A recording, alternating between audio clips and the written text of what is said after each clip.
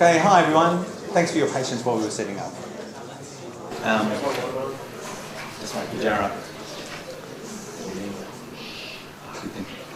So today we have another guest speaker who's very kindly come along, Richard Vickery, two Richards, who's very kindly come along, and he's I don't know how to describe you. You're a scientist and a researcher and an academic, but the aspect of you that we're really interested in talking about today is your interest in games. Richard's the, is it the chairman? Chair. The chair of BoardGames Australia. That's right. Which is the big group that lobbies for board game related. Board games in schools, that sort of stuff. Board games everywhere. Board games in this course is in fact entirely down to Richard lobbying all the board games we've implemented. That's right. Richard's also a game designer, a keen game player. Years ago, not that many years ago, maybe two, it was my first encounter with Richard as a gaming person at a local primary school. He'd set up on a gala day where normally all the stalls just sell sweets and lollies and little plastic things to break and things like that. He'd set up a big games area where the kids could come and instead of going on rides that make them vomit, or in addition to going on rides that make them vomit and do that sort of thing, they could come along and have their minds stretched. And I thought it was an interesting idea. But then when I saw the actual games that Richard had designed and laid out, I was just blown away. Just a few little pegs and numbers and this very, very simple infrastructure generated this very complex intellectual environment for the kids to be in. I wanted to play all the games that were there. They were just fantastic. In fact, I thought, I've got to remember all these games. These would be great design tasks for my secondary course. But I've forgotten them all, so now you've reminded me of them. So, in this course, we do design. We're looking at, the students have learned the mechanics of writing programs in first year. And now they're in second year, they're looking at how to decide between when they're sitting down to write a program, should they go this way, should they go that way? What are the sort of higher level objectives they want to get out of programming? And how can you tell the difference between a good program and a bad program when it's not immediately obvious from looking at it? But it will be in a couple of years' time after people use it. Is there a way as program writers, we can also be designers and design useful and helpful things? So, and we're interested in looking at how design works in other disciplines to see if there are ideas we can steal or common experiences we have. What are your favourite games, I guess, to start with? My favourite games? Well, I like a suite of different games, so I think Go is a classic. Yes. Very enjoyable, Yes. very simple. Yes. Aliens would play it. Yes. Yes. That sort of thing. Yeah, so why do you like Go? It seems to have a quality that just suggests that it must exist. You know, it's not a game that's one person invented in a sense. It's something part of the universe. You know, and you feel that you're part of the universe when you play it. Does anyone here play Go? Wait, what do you think? It's cool, isn't it? I feel it's like that too. It's a sense it's not really a game that was invented, it's a game that was discovered. That's right. So it has a sort of elemental property. Yes. I like a bit of scheming and backstabbing. So there's an old game called Dune, where you represent the different factions from the Frank Herbert novel. Yes. And the Bene Gesserits, who are strange witches, they can actually win by predicting when someone else is going to win. So you leap over the finish line and everyone cheers and they go, well, you may think you have won, but in fact I have predicted that you were going to win. So those sort of mind game ones are fun. Yes. And then some of the more modern ones, I guess, Euphrates and Tigris and Euphrates. Yes. So that's a very elegant design, but one. I like it where you can mess with other people. I'm not too interested in sitting there doing my own thing and look up after an hour and someone else has won. Okay. Oh, you like games with interaction? Lots of interaction. So that's your personal sort of... That's my personal bias, that's right. Have you noticed over the years any trends or changes in the way that games have been designed? Yeah, of course. Yeah. Over what sort of time frame? Well, even since you were a child to now, I remember the games I used to play when I was a child. They were Monopoly, Scrabble, that sort of Brothers thing, I guess. And then now the games I like playing are like Catan and Carcassonne and railway games. They seem to be was there an evolution moving from one sort of game to another? There was, a gradual evolution starting probably back in the 60s, but moving towards shorter and shorter playing times, I think is one of those things, as time became more scarce. Yes. Simpler components, I guess. More reflection on what good design was, so that you didn't have to spend too long adding things up, but trying to simplify Yes. calculations. So just Yes. better design principles, I guess, there. So, I mean, I guess that's what we're really interested in. What are the design principles? What is it that makes a game a good game? Or what is it that makes a game a bad game? What's the easier question to answer? Well, neither are easy to Yes. answer. Yeah. Because there's a lot of questions of Yes. taste. So, I mean, there are some things that are clearly bad games. If they don't hit their design objective, Yes. then that makes it a bad game. So a game which says it will take you 20 minutes to play and it takes all day is a disaster. Yes. But, you know, last year I had to judge a game for the Game Awards which said, we'll keep you entertained all day. Yeah. Which was a little ominous, but it was true, you know. So that was truth in advertising. That didn't make it a bad game. Yes. Yes. But, it, you know, if they fail to live up to what they build, Yes. that's nearly always bad. They can be Yes. broken, Yes. so the game can get into a state where it can't end. So there's no rule. There's a gap in the rules. So there's a gap in the rules, that's right. So we had a game 2 years ago for the Game Awards, which had victory conditions, but it had no game end condition. Yes.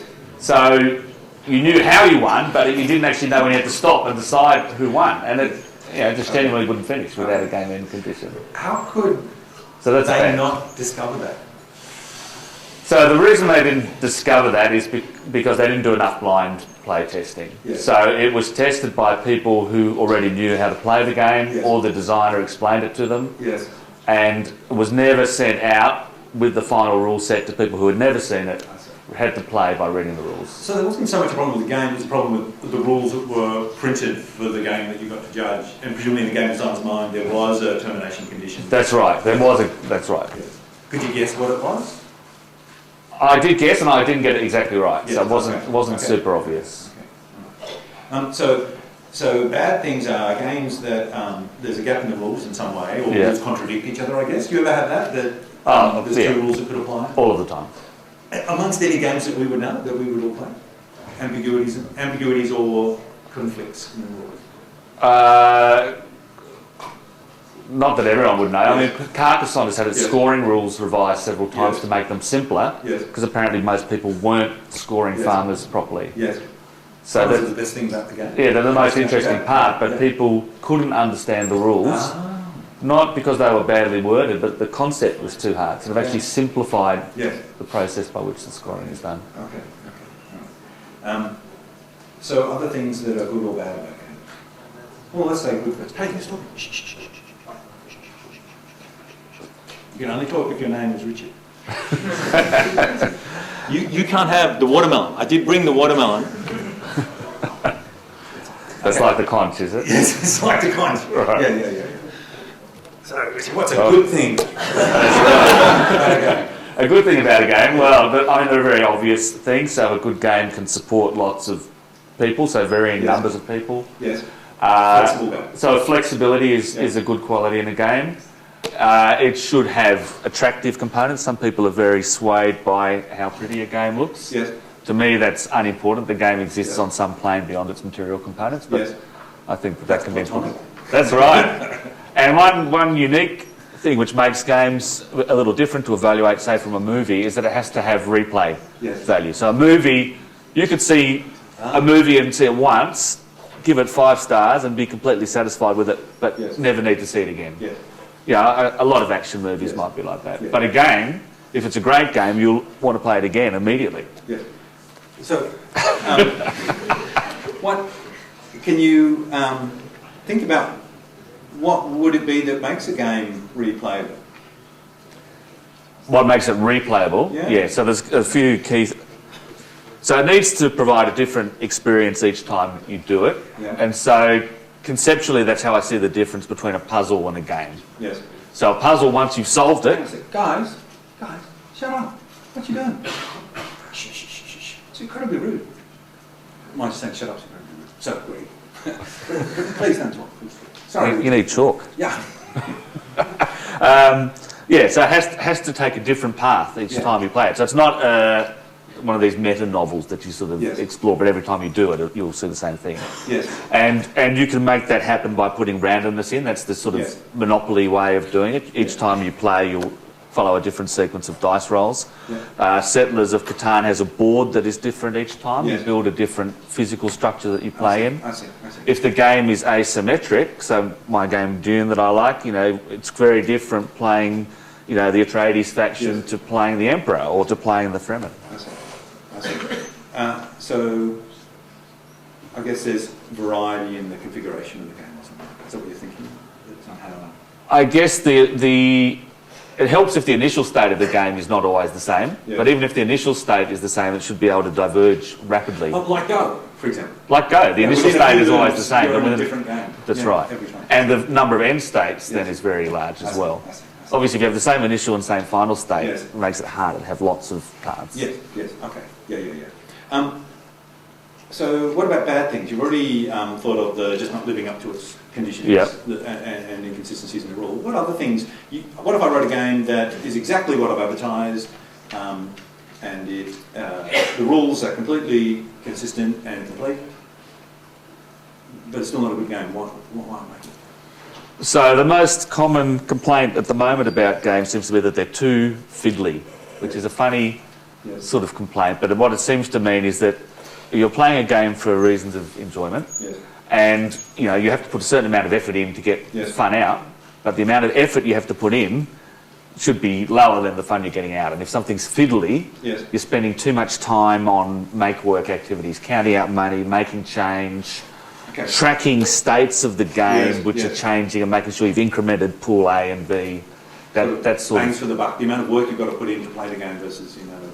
Yeah, while playing. I mean, that seems to be the major criticism. People say, that was an all right game, but just a bit too fiddly. Like, for example, I'm thinking Monopoly has lots of that. It does, that's right. You have to work out 10% of something. Which was probably 80 years ago, people were good at doing mental arithmetic. Now they have credit card Monopoly where you swipe your credit card, you don't need to do that. You guys, some of you must have seen that. Has anyone played credit card Monopoly? Yeah. Can you go into debt? Does it matter if you mortgage your properties, can you package them up and sell them in tranches? Wow. But it's stupid people Monopoly. Stupid people. I really like the idea though that you could do like global financial crisis Monopoly. So everyone's a bank. How do you think we got to the global financial crisis? There's a generation of bastards trained on Monopoly. That's exactly right. Man, okay. Look, Monopoly's an interesting game. It wasn't until recently my own children started playing Monopoly that I realised I didn't like the game. It's actually, because I remember it very fondly from my childhood, probably because we didn't have many game options. Other than chess, which was a bit too intense, whereas Monopoly was a fairly low threshold to get into. And it's actually quite a nasty game because once you start losing, you lose badly for a long time, and once you're winning, you win really extremely for a while. So it's very asymmetric in terms of the pleasure you're getting out of it, and you get pleasure by causing other people pain. And my children were playing the game, and they were, it was very material. I just really didn't like it as a game. No, and it nearly always ends up with someone in tears. Some people have traumatic childhood memories of the game. I think you're right. That's one of the key features in a good game is that even if you're losing, you have a good time. So it's not hard to feel good if you win a game, but a great game makes you feel good even if you've lost. Yes, I see. Can you think of a game like that? I can think of lots of games like that. So even Settlers of Catan is not a bad example. It's usually very close until the end. You're doing clever things. You're getting to build cities. You're always moving forwards. In Monopoly, you're selling stuff. Money's going away, so you're moving backwards. In Settlers, you're moving forwards. Games that keep it very close until the end. Games like there are lots of games with hidden victory conditions. So. I could be winning, all going, I'm just about to win, and then someone gets over. So you're right in the hunt till the end. Mahjong's a bit like that, sort of thing. Like in that your tiles could be because your tiles are hidden, that's right, and they suddenly pop out. Yeah, that's right. And I guess you know when you're doing badly, but you don't necessarily know when you're doing well. Yeah. Is that right? So if you've got a really crap hand, you know it in Mahjong. That's right. You know that someone's picked nothing up, but they're just waiting for one tile. That's right. And then there are games where you go along for the story. So things like there's Betrayal at House on the Hill, things where there's a narrative and, it's highly likely you're going to be eviscerated and something terrible happened to you, but it's going to be in such an exciting and intriguing way that doesn't really matter. So it's not a game about winning? It's not, winning is not the main thing in those games, it's the experience of play. Most of the zombie games that are out now are the same. Yes. You know you're going to die, zombies will eat your brains. Yeah. But, you know, you've got to run around, go to the pickup truck, get a flamethrower, burn some I didn't things. even know there were zombie games. What's a good zombie game? Zombies. Is it zombies? Zombies is fine. There's meant to be Chuck Norris. Yeah, is that the one with the square? Yeah. Yeah. And then you're going to go to the... And they have different scenarios. Yeah. Not the one with millions of zombies, that's not a good one. The one with the relatively big zombies. That's I've decided I'm going to persuade our head of school to buy the game Zombie, and we're going to hand it as a prize to the winner of the, because we've got a game project running at the moment. So we will hand out a game of zombies to the winner. Or, if you don't like zombies, this watermelon. Okay. and the worst one, you eat their brains? Or? Yeah, that's right. So would that be a more general thing that you could say, that it's actually a quality of a good game, that the pleasure isn't just in the winning? Or is that just a subset of games? Or would you say that's a general principle of a good game. Even a game of Go, which you know is very brutal head to head, there's still satisfaction in the shapes that you've built, the sort of forms, you know. Yes. The game has an aesthetic element to it. Okay. When we write programs, we're always trying to write good programs, but it's not clear. Sometimes once you've got one, it becomes clear that you've got one. But when you haven't got one, sometimes it's not clear what you've got to do to make it good, what the actual problem is, because it can be problems at many different levels. Sure. And one technique that program designers have developed is this notion of a smell. There are certain things that aren't always bad, but when you see them, it just makes you think, oh, and you try and shift your design to make that smell go away. Yeah. Can you think of smells in games? So it could be okay in a game, but when you see it, you instantly think, oh, I wonder how that's going to play out. Yeah, so I guess anything with a board that looks like Monopoly, it's got already a fairly strong aroma. That rhymes with opoly. Opoly, that's right. So, because you're looking for something innovative, something that's going to take you away. So anything that straight away looks very familiar is a warning sign. And is that a warning sign just because you're interested in novel games? Or is that a warning sign in that games that are familiar to other games just aren't as interesting to play? Both, I think. Both. Okay. I think, but really the real reason is that it indicates most commonly that the person who designed it just doesn't play a lot of games. Oh, okay. Okay, so that's exactly like a smell. Because a smell can be absolutely fine, but when it's there, it's a hint that there's something that's correlated to it that's going on. Like this program, the guy doesn't know how to write a program. That's right. And maybe they do, and maybe they put it there for delivery. It can be real, it can be an homage, but you know, usually it's a bad sign. Have you ever played Homageopoly? There. I played the great Australian fishing game, and various other Monopoly clones. Yes. Not so good. Any more things like that? Because that was a really good one. So dice are always a warning sign. What are games with lots of dice? Because they're doing Roma at the moment. Yeah, so games with lots of dice are often good, but games with one or two dice are often a sign of concern, because the dice are an easy way to solve a design problem. Tell us about that. So if you've got a game which is a little bit boring, you can put dice in, make it more exciting. Or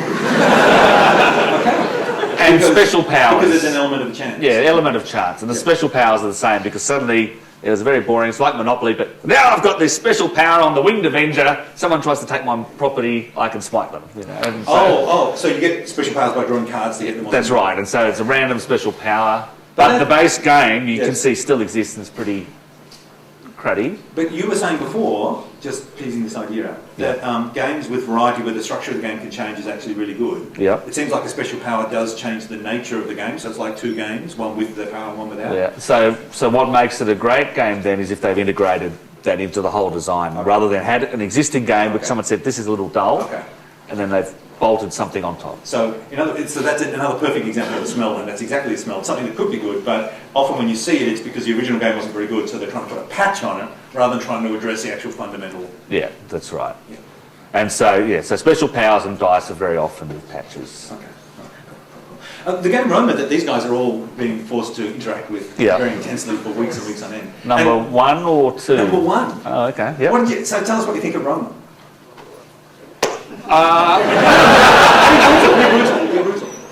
Well, it was released with a design flaw, which was the merchant, and so none of the fixes actually ever seem to really fix that problem. So the fixes I can only buy 3 at a time. Yeah, that's right. Can only buy 3 at a time. Or another card that can kill him. Yeah, that's right. And so none of them seem to quite work. The forums feel a little bit overpowered. Yes.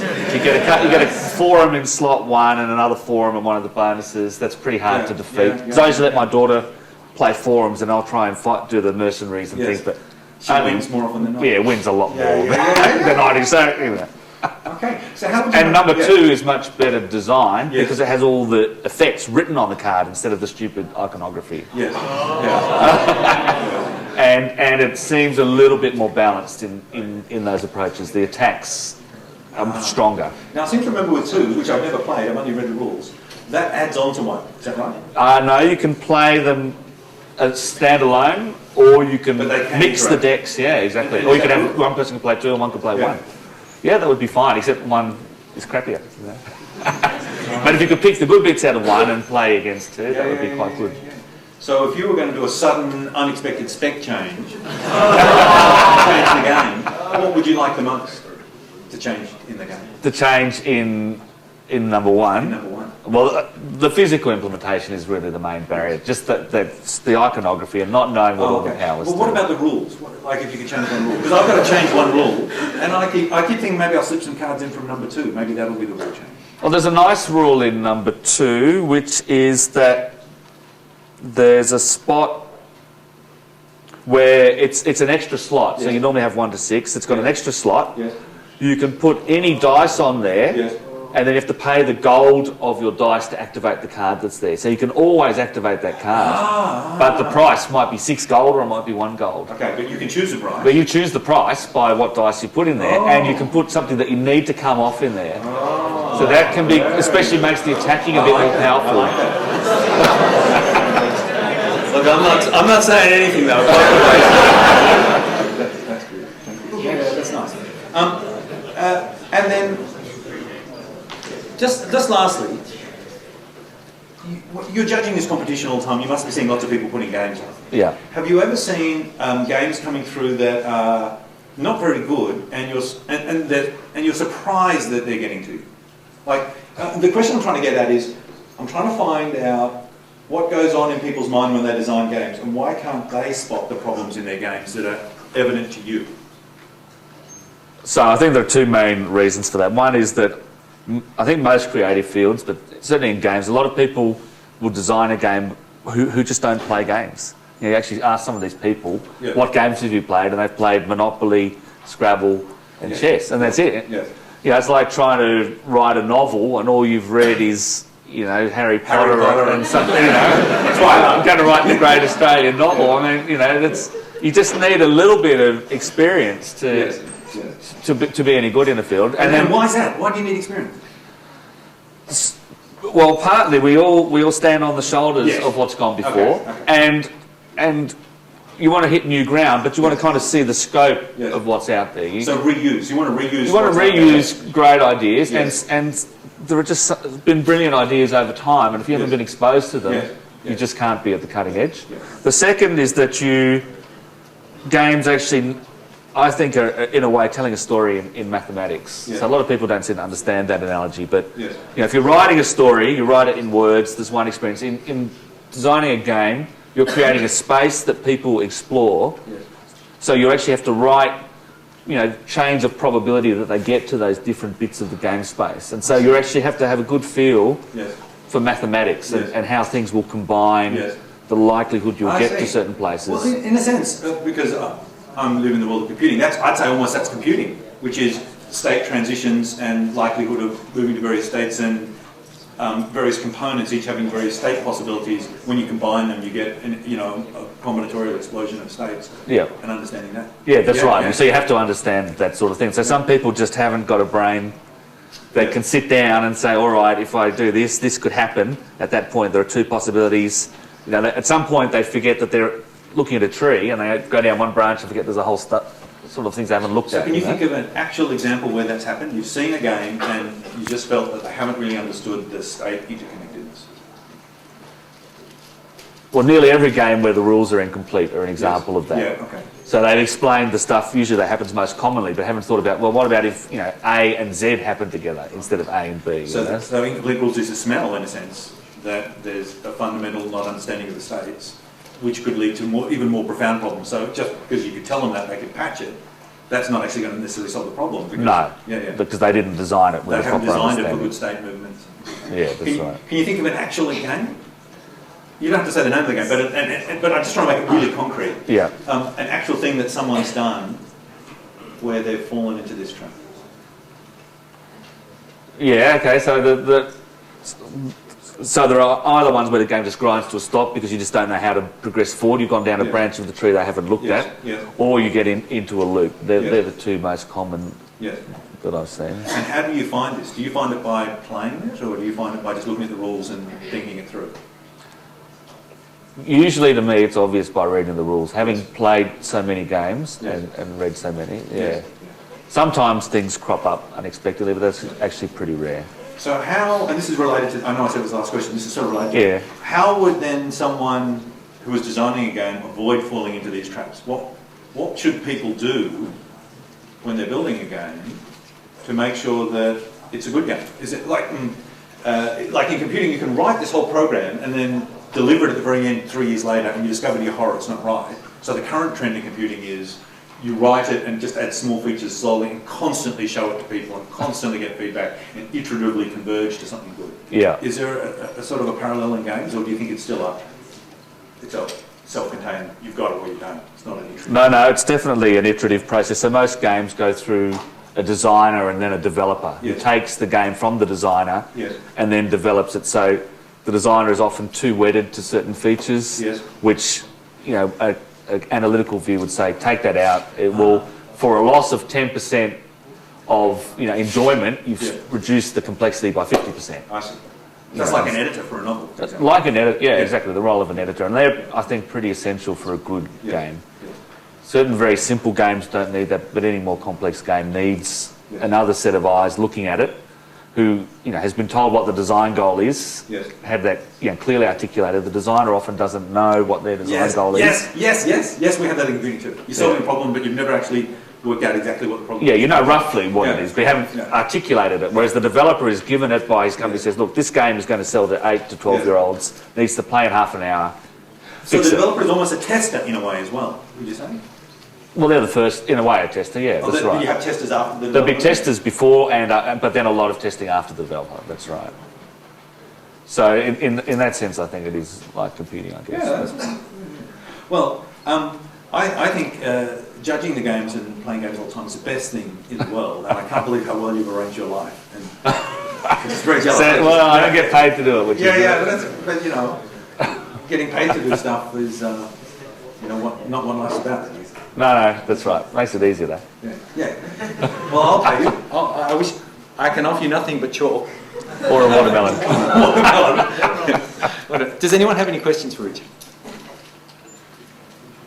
There are classic games which you've all played, like Noughts and Crosses, and even to like complex games like Risk. Yeah. Can games these days in this generation still become like that sort of classic games and maintain popularity over time? Yeah, so that's a very good issue. I think there are two factors involved in that. A lot of the classic games are in the public domain. So if you've got a proprietary game, that makes it more difficult to become a classic.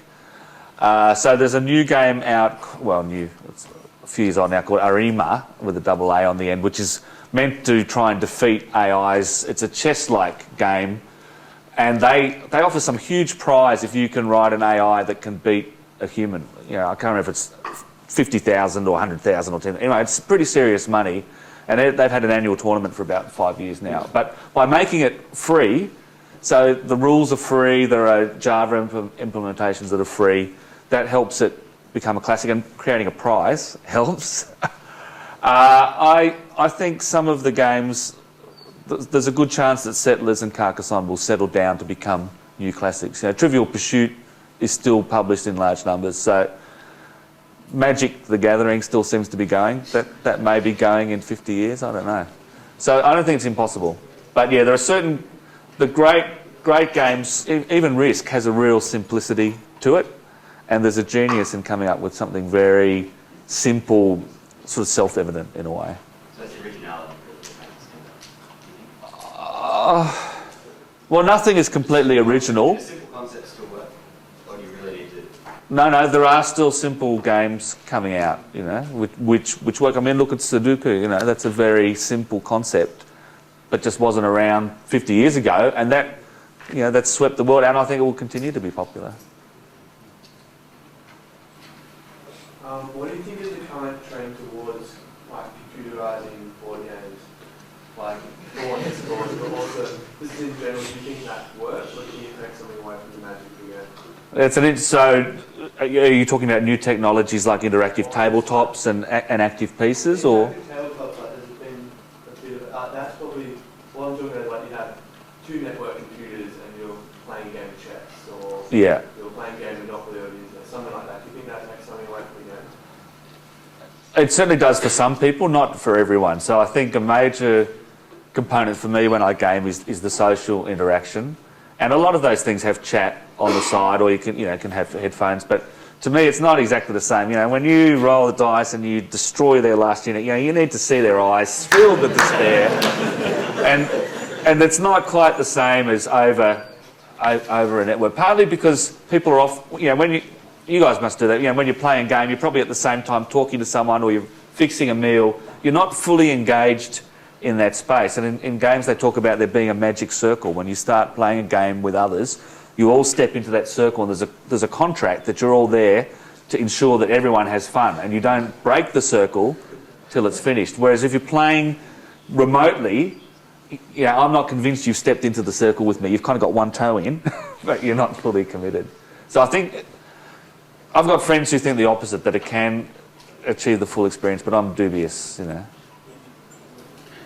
I've got a question. Is back, say, example, in the 60s, people didn't have, for example, Left 4 Dead. So you would play games like Monopoly and other board games. Do you see like computer games as a competition, if you will, with board games? And do you see like board games slowly being even phased out because younger children are playing computer games with like actual sort of real people as opposed to board games and dice made out of plastic?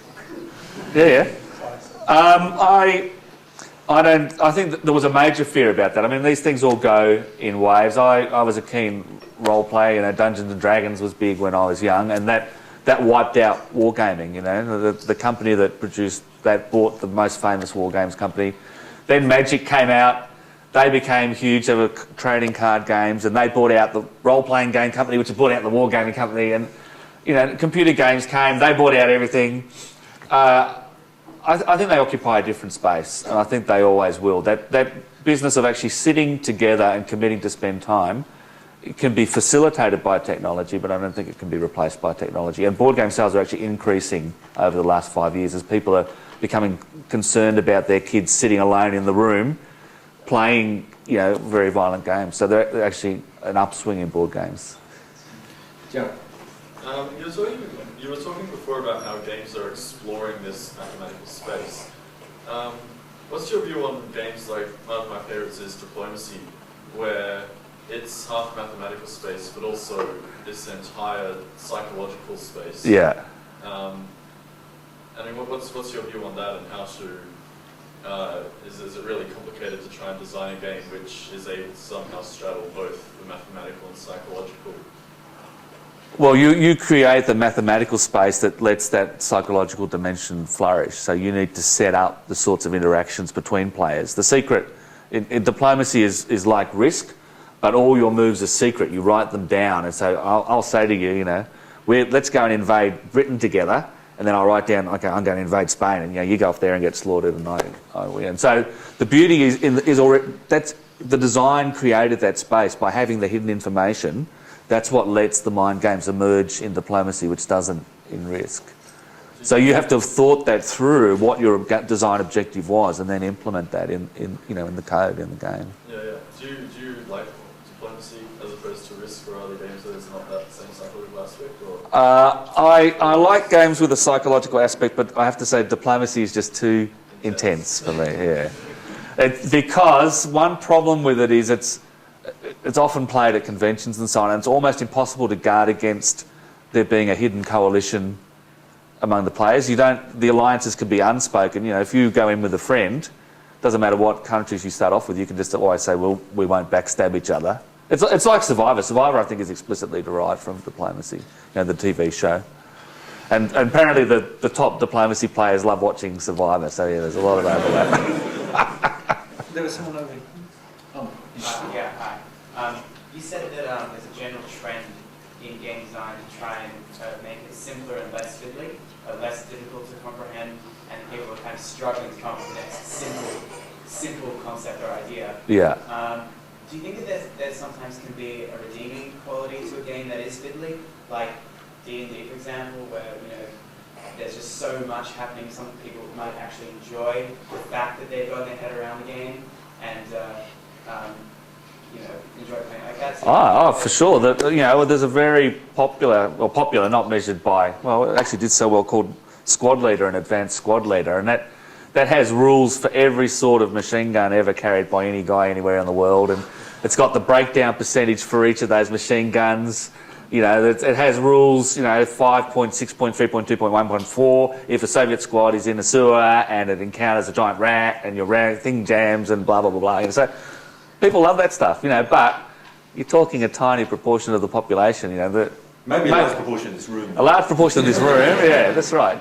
But of game players, that's a fairly small part. But the biggest games ever produced are still being made now. There are games that come out with 5,000 counters, expected playing time of 500 hours, that sort of thing. They're still being made, but that's not the only thing out there, and most people are moving to the sort of middle ground of simpler games. Yeah, maybe the last question. Has there been any games that you've seen recently that really impressed you? Like, can you remember? I'm hard to impress. I've played so many games. I mean, the big new thing is these cooperative games. So there are lots of games where everyone works together to defeat the system. They've been around before, but there are ones now like Pandemic and Ghost Stories where everyone's working together. Or there's a Battlestar Galactica board game, which is actually a really nice implementation, and there will be a couple of Cylons, but you don't know who they are, and you're all working together to try and get your ship through to New Earth. So that's Fury of Dracula. Oh, you did Fury. So yeah, the same sort of, except you know who Dracula is. You know who Dracula is. In these games, there can be only good guys. That's why our Sunday night crew is all, he's a Cylon! It doesn't matter what you're playing, some of the time. So yeah, no, I think that's been impressive because it wasn't obvious to me beforehand that there would be a market for cooperative games among adults. Kids' games have always been the cooperative things, but for grown people to sit down with beer and chips and play a game where no one's going to win, or everyone wins, yeah, I find that quite astounding. Started actually with the Lord of the Rings game and it's taken off from there. Thank you very much. And it's nice to finish on the Lord of the Rings. Can everyone give Richard a big hand? Thank you very much.